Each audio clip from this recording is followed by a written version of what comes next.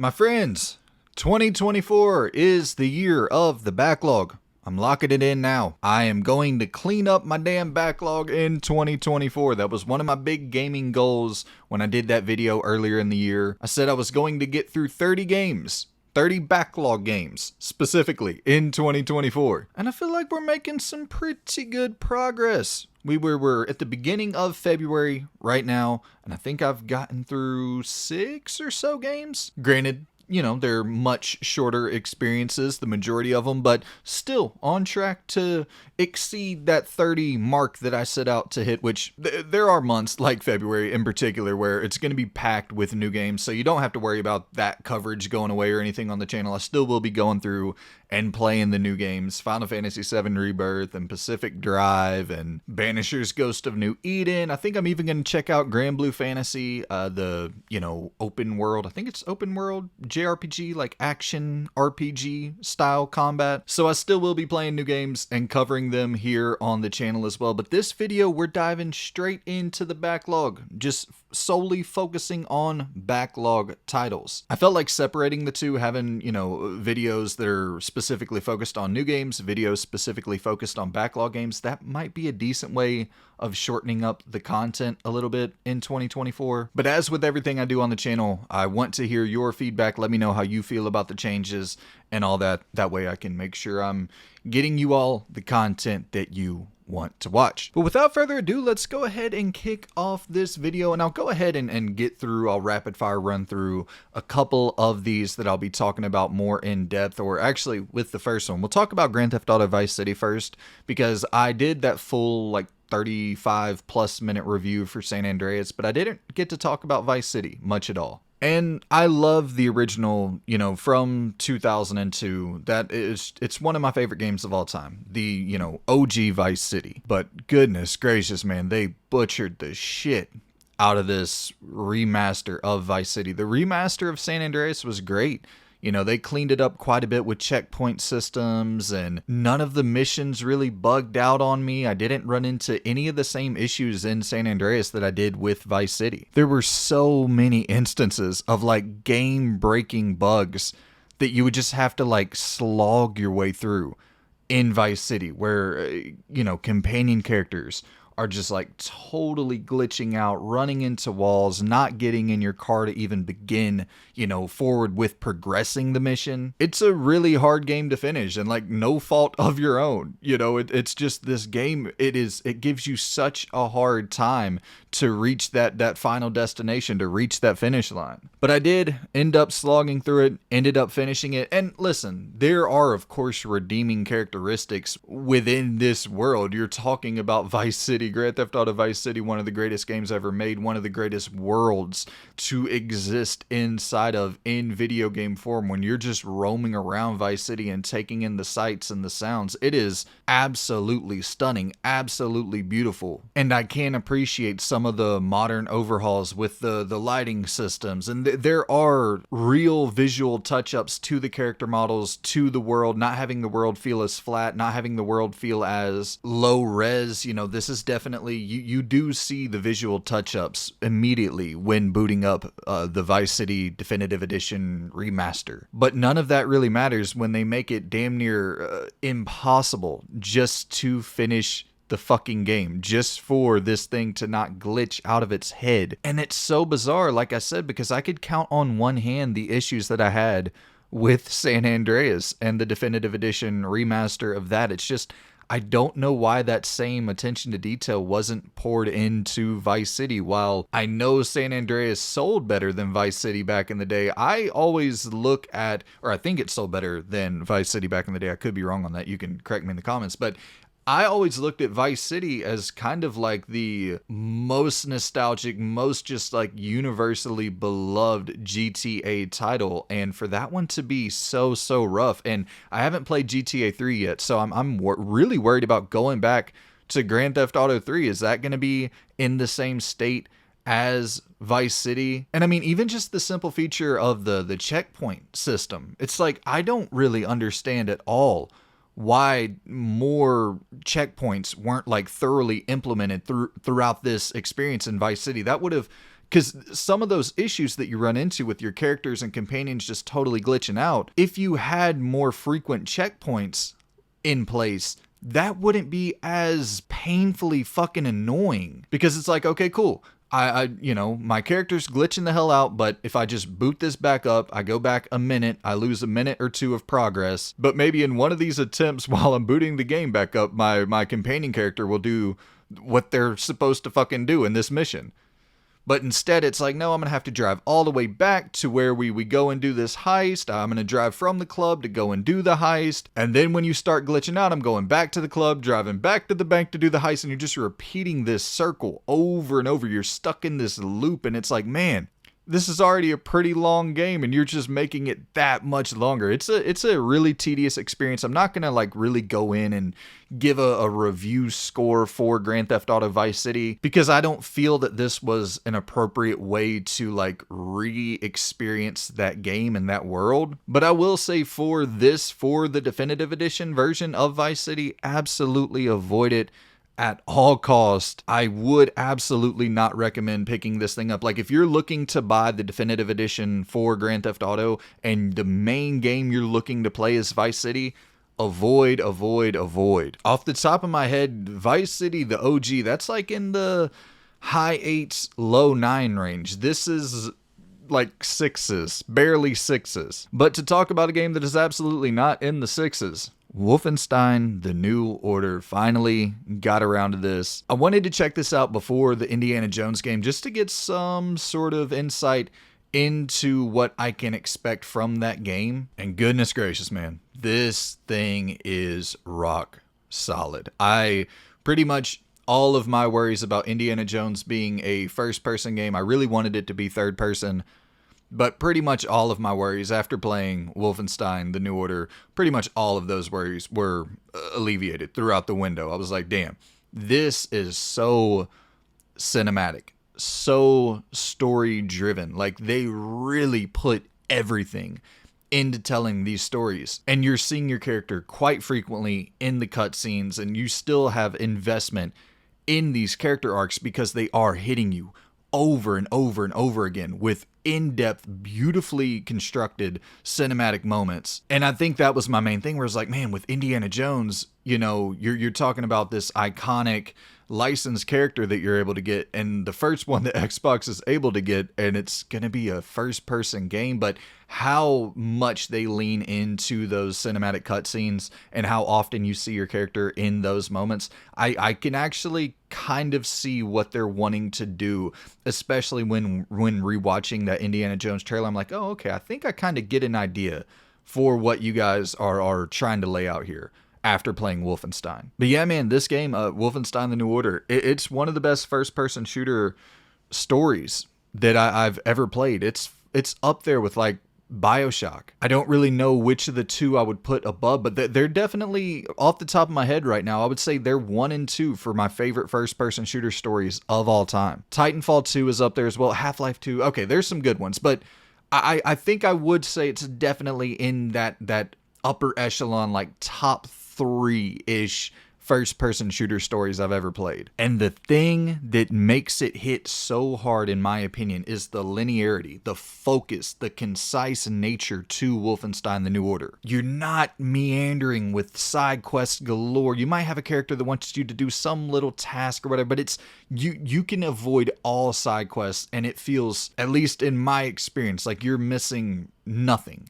It is so guided. It is wanting you to experience this story without any shakeups, any breakups to the flow, to the pacing. And I'm not like a World War II. I'm really not like a war story guy at all. I just feel like we've seen so many attempts at retelling some alternate history version of World War II, or, it's not a plot line that is untapped. You know what I mean? Like, this has been explored over and over and over again. And I think that's the more impressive thing than anything about Wolfenstein, is it is kind of a well-treaded story that we're going back to here for The New Order, but they do enough with it to make it their own and to make it even with the competition of all these other alternate history or World War II storylines that you have out there, they do enough to truly stand out, and they have those memorable moments and compelling character arcs that even if you're not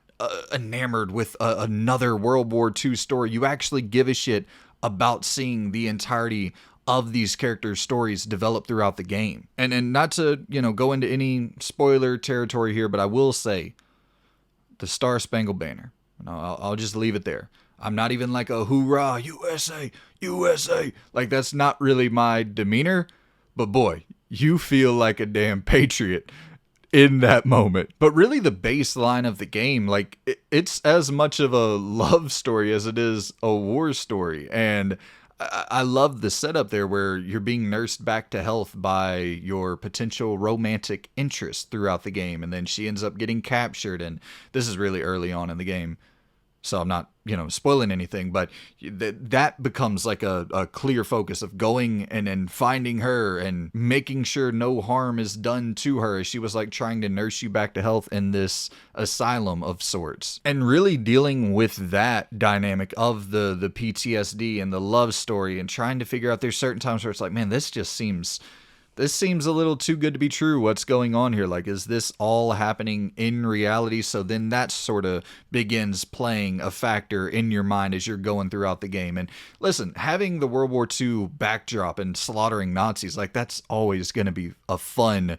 in terms of the gameplay loop. That's always going to be fun, going around killing Nazis and having the World War II backdrop. It's like, it's fine, but the love story angle, the PTSD angle, those are really the threads that you begin to pull at and think about and kind of simmer on long after you finish the game. And I will say, in terms of the gameplay, like, I wasn't wowed by the gameplay. I thought it was fun for sure, and there are elements of the gameplay loop, like the stealth. I really enjoyed the stealth and having the ability to like throw the knives, and then you throw the knife, run up to a different enemy, stab them. Like, there are some fun, engaging combat moments that will take place throughout the game. In particular, like when you get that shrapnel shotgun and you're blasting those damn rounds and like you're super low on health. It's a goddamn super challenging game. I had to bump the difficulty down multiple times throughout playing this thing. But those moments where you're ducked down and you're super low on health, and you got enemies that are in this sort of enclosed space, and it might be a smaller space, and you got those shrapnel rounds, and you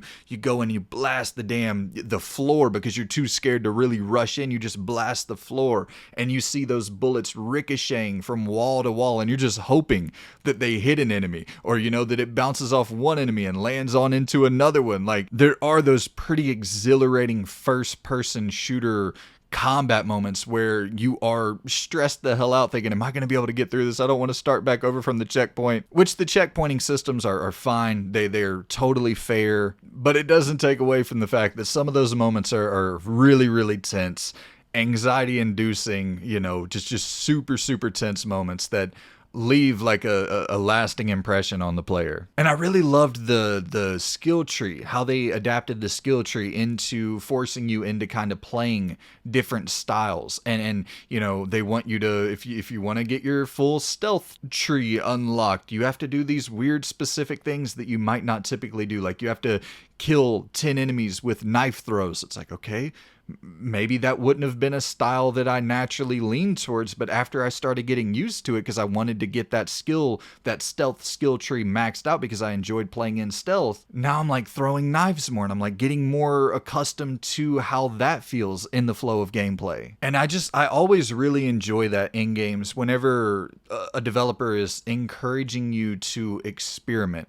And by experimenting, in turn, you get rewards. Like, I think that's always a fun loop. Because I don't know about you guys, but for me, I usually find a formula that I enjoy, or that I find the most efficient in getting the job done, efficient in getting me, progressing me to the next moment. And I kind of stick with that gameplay loop, whatever that may be, stealth or cover shooting or whatever it is, melee combat. Like, at times I can lack that sort of experimental want, that want to go out and try different things, and having an upgrade tree that really encourages you to try different things. That's kind of the only way I'll break out of that loop. But yeah, man, the pacing is incredible. There's absolutely no fat on this game at all. The mission design is excellent. The location variety is on point.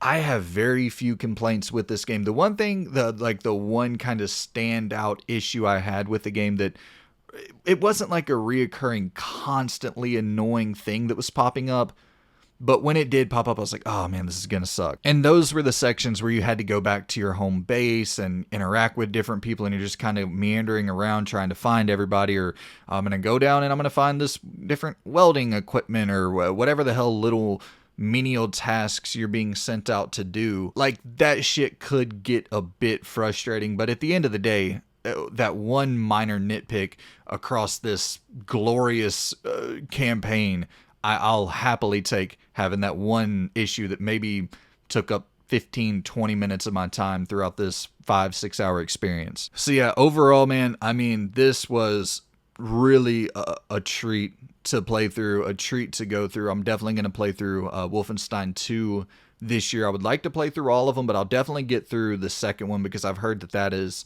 on par, incredible, in the same level. But I would say that this is probably a 8.5 out of 10 or so for me. Like, this is dangerously close to a 9 out of 10, which is fucking crazy for a 5-6 hour first person shooter. So after Hellblade 2 got announced, I wanted to do some Ninja Theory sort of backtracking. I wanted to check out some other Ninja Theory games just to build up my anticipation for Hellblade 2 and to see if I even wanted to play the game, if I'm being honest, because the first time I played Hellblade, I was very, very cold on it.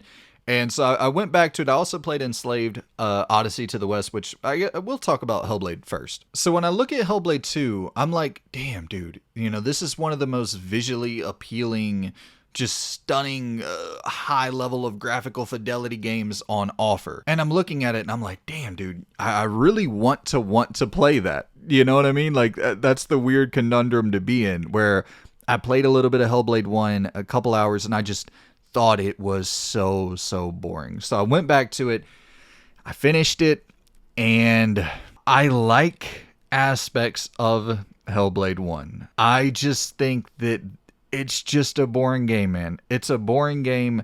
I was compelled enough by the story with the first Hellblade. By the time I finished it, and they had some like kind of weird fourth wall breaking stuff going on, I was like, huh, I wonder what is going to take place after this. And also seemingly the fact that Ninja Theory knew they were going to be building up to a sequel, that seems like a level of confidence that was just really shocking to me. And I mean, from a motion capture standpoint, Melanie Juergens just absolutely crushes it, the main character. Her performance throughout the entirety of this game is on 11. It's on a different level. The binaural audio and how all the setups with the audio on offer is, once again, in a league of its own. The motion capture in a league of its own. To be able to create a game this beautiful on a smaller budget, once again, is so impressive. But it all comes back to, what am I doing with my hands on this controller?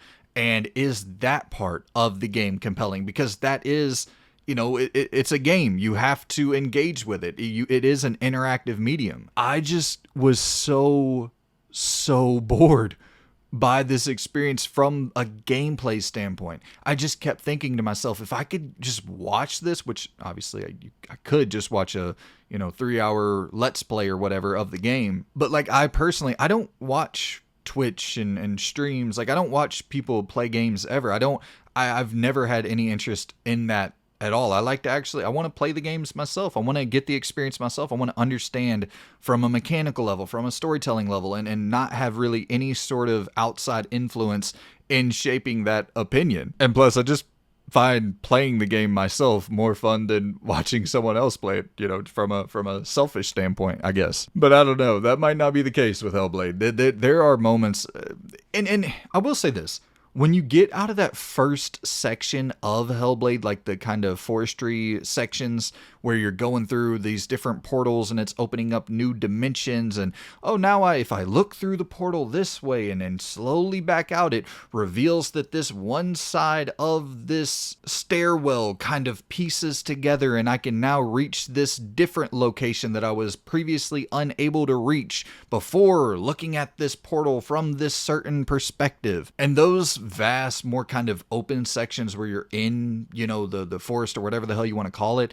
that shit sucks because you're just kind of meandering around, wandering around like, where am I supposed to go? What am I supposed to do? How am I supposed to solve this puzzle? Like, none of it's hard. It's just time consuming and like tediously time consuming where you're just wandering. Like, there's no engaging mechanical moments that warrant the time you're putting into trying to solve these puzzles. But once you break out of that opening section of the game, the puzzle solving actually gets much quicker, much more snappy. There's one puzzle towards the later stage of the game where you're in this building that's being just engulfed in flames. It's catching on fire, and it's sort of like a maze setup to this building that you're in, and you're trying to, get out of this building before it burns down. And you're hearing the voices in your head telling you, no, you're going the wrong way. You're going the wrong way. And you feel that tension, you feel that pressure to get out of there as quickly as possible, while also trying to solve these puzzles quickly, because to prevent yourself from being caught in this fire, you have to quickly solve these puzzles. And it's like real deal tense. This little section of the game is real deal tense. And I hope in Hellblade 2 they play with that idea a little bit more, because I felt like that section was a perfect implementation of how to create a puzzle solving system that meshes with the core story that you're trying to tell. Or even like moments way later in the game, which I won't get into with any real detail, but it's pitch fucking black, and you're having to sort of just slowly walk through and try to find your way out of these locations as it's pitch black, and you can only see light shadows, light reflections that are kind of guiding you out of these dark pitch black areas with all the voices in your head, and you're seeing like even outlines of monsters and shit, and you're not sure which element is the psychosis, which element is the reality. And I love all of that shit because, like I said, it keeps the anxiety high, it keeps the tension levels high, it's suspenseful, and that's sort of what this game is all about, in my opinion. It's about just the highest level of reaching the highest level of your emotional threshold that you can possibly get to, and sustaining that for uncomfortable periods of time. The combat, I feel, is good in Hellblade. Obviously, Ninja Theory has a background of developing exceptional combat in the past, which we'll talk about in a little bit. I don't think it's as good as some of their previous games, especially, not in the camp of the Heavenly Swords and stuff like that. I will say I really do enjoy their little side dodge step. I like how intuitive that feels. It's just real quick to the point, and it feels like you're always able to kind of get a leg up on an enemy, even if you can cheese it a little bit, like the enemies who have the big shields. You can sort of just like one step dodge, attack, one step dodge, attack, and you kind of have them in a blender. And you do get a weapon, or I should say an ability later on in the game that introduces a new dynamic to the combat. It's nothing, it's not a revolution to the combat system. The combat system from the beginning of the game is the same combat system to the end of the game. It's essentially just like a more powerful attack when you boil it down to its simplest terms. But I'll praise the targeting. The target swapping, where you can swap between different enemies by flicking the right thumbstick. That, once again, is a really intuitive system that always seems to work in an optimal manner. And that's something that a lot of games get hard. Targeting between different enemies who are coming at you, especially if you have 5, 6, 7 enemies coming at you at once, which later in the game you can get up to that point. Having that system be so fluid isn't an easy feat whatsoever, especially with a game where you're so close, the camera is so close behind Senua. It is really important that targeting system is on lock, that they have that shit down to a fine science, which I do think they achieved that. But yeah, man, listen, the game, I don't think the game is a 10 out of 10. I don't think the game is even an 8 out of 10. I would be somewhere, if I'm being totally honest, I would probably be somewhere in that 6.7 to 6.9 range. I appreciate it much more than I liked it. And obviously this is an experience that you're not really meant to enjoy per se, but I do think that opening section is so bad and meanders on for so long, especially, this is a game that's 5.5, 6 hours long. That opening section, I'm not talking about 30 minutes. I'm talking about maybe an hour and 30 minutes. And an hour and 30 minutes out of a 5-6 hour game, that's a big chunk. And even beyond that, 90% of the game after that is kind of just simply walking around and solving puzzles that, yeah, they get out of your hair much quicker later on in the game, but they're mostly still pretty damn boring. So yeah, I'll say a 6.8 for like my final decimal point grade for Hellblade. But to carry it back over to another Ninja Theory game, let's talk about Enslaved Odyssey to the West. So I picked this up a while back and I played through like an hour or two of it. I might have even played a little bit more than that. And I loved it. I really enjoyed this experience. But for whatever reason, I never went back to it. And so I booted it up, just kind of preparing once again for Hellblade 2 and wanting to see the full breadth of Ninja Theory's catalog. There's still a few titles I need to go back and check out. But yeah, Enslaved Odyssey to the West, that's Ninja Theory's Uncharted. It is straight up Uncharted in, I shouldn't say every sense of the word, because it's not, it's more of a, character action game in terms of the combat, opposed to a third person cover based shooter or third person shooter in general. But boy, the climbing system is straight up ripped from Uncharted, which is fine. I think that's great. I love that climbing system. I love climbing around in Uncharted. And I actually think that it's a little bit less annoying in Enslaved Odyssey to the West. It's just, it's much more simple than Uncharted. Like, not every move you make has to be perfectly telegraphed. You'll never fail the platforming. You know what I mean? Like, you're never going to fall and jump off. There might be a couple instances, but it's not one of those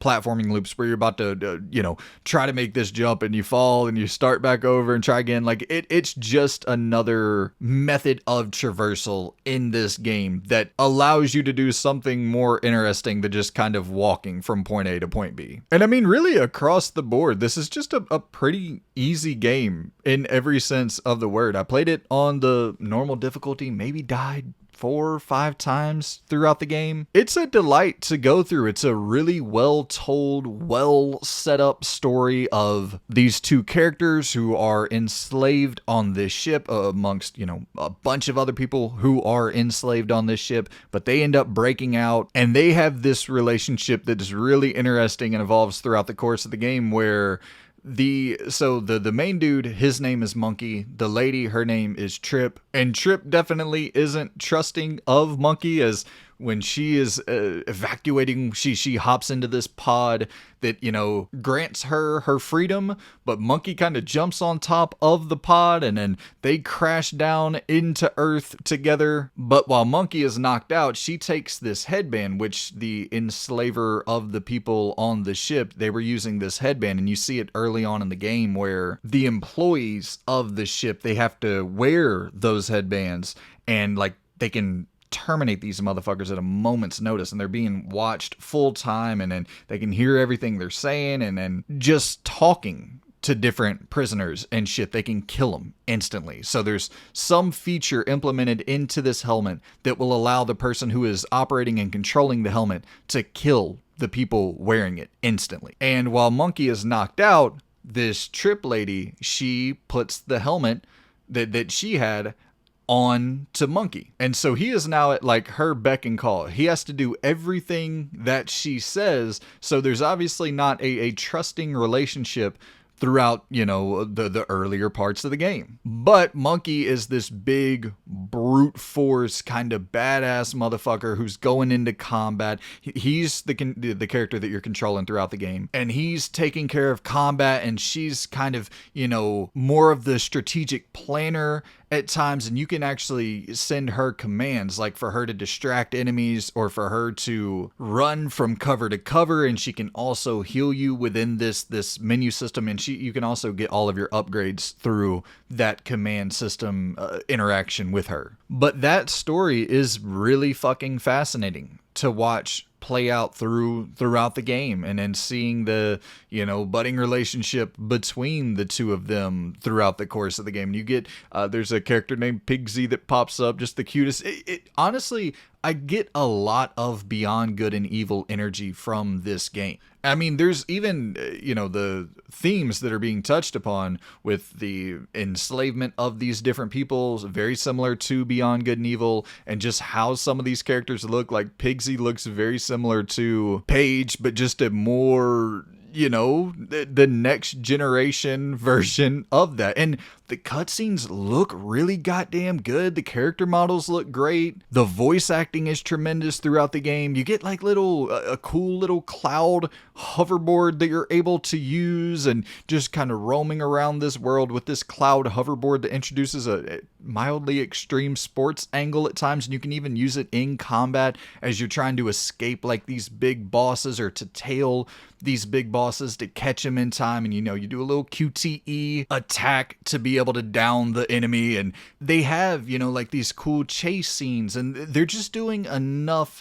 to mix up the flow of gameplay to keep things feeling fresh. Like I said, even just having the platforming as a central part of your exploration throughout the game, instead of just walking around from point A to point B, or just using the hoverboard, or just using, like, they set up all these different pillars, and in doing so, it allows you to have multiple different ways of just getting from the main story beat to the next main story beat, but doing it in slightly different ways. My biggest complaint, I will say, in terms of the combat, there can be times where the actual third-person character action sort of setup can get repetitive by the end of the game. You're like, okay, let me just get through this and get back to the story. It never overstays its welcome to like a grueling degree. And like I said, there are cool enough boss fights mixed in there, but the standard enemies that you're taking on, that can get pretty boring, and the lack of enemy variety is a bit unfortunate. Like by hour 2 or 3, you've seen pretty much all of the standard enemies that you're going to go up against throughout the entire game. And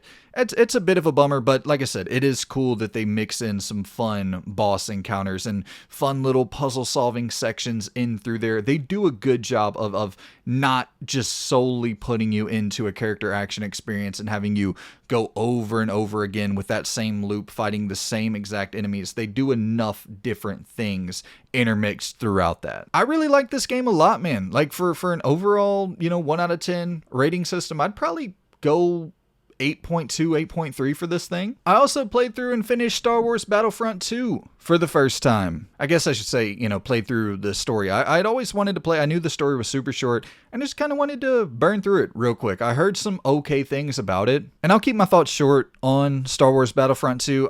It was cool. It was fun. I thought in terms of the combat, I thought the third-person shooting was fine. It was kind of crazy that there wasn't a better implementation of a cover system. It's obviously always going to be fun to grab you a sniper and take out a few stormtroopers. But overall, I was kind of underwhelmed by the mechanical variety on offer with Battlefront 2. Like, you can't even climb. I thought that was crazy for a third-person shooter, or just a third-person action adventure game. To not have the ability to climb up onto different platforms is such an oversight, in my opinion. But it is cool that they mix it up quite a bit. You get like dog fighting, you get, different ships to pilot, and you can go in and do some dog fighting combat at times. And it's cool that they have that in the mix. It's cool that you get to play as different Jedi. I won't spoil all of the different characters that you get to control throughout the game, but I will say you get to play as Luke pretty early on in the game. His reveal is cool.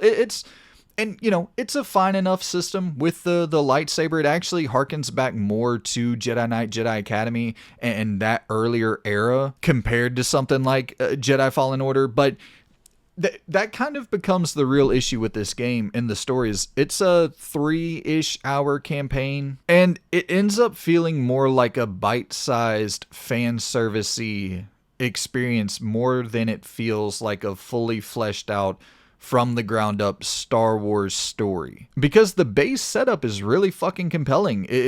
You're playing as a character who is working for the Empire, and you're like slowly uncovering the fact that you're a bad guy, or, you know, that they're the bad guy, and then coming to terms with how you feel about that. But whenever you're throwing back to so many of these classic characters that don't really facilitate in any way fleshing out the main character, forgot the damn name of the main character, and I literally just played this game. Iden Versio, the main character, her name is Iden Versio. You're not really fleshing out her character much at all whenever you're constantly, you know, throwing back to these classic Star Wars characters that they wanted to have in there for like that Royal Rumble pop with the big classic star returning, and oh shit yeah, but what does that really do to progress the story along that you're trying to tell for this new character that is kind of the central through line for the entirety of the story? But I will say, visually, this thing looks fucking incredible. The cutscenes look incredible. The character models look incredible. It's a sight to behold visually. I think it still holds up incredibly, incredibly well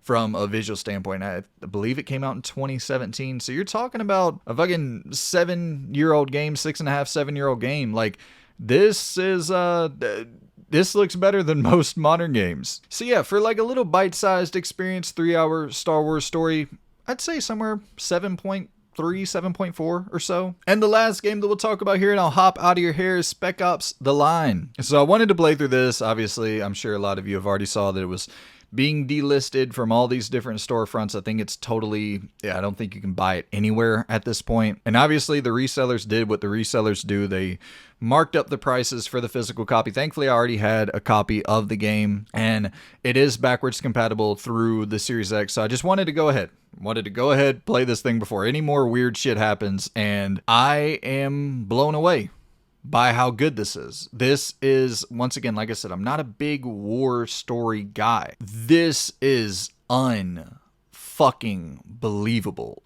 Unfucking believable, man. The way that this game introduces gameplay agency over giving you key decisions throughout the game that I don't know how much they impact the story, but even just giving you the illusion of impacting the story through the decisions that you are making in game.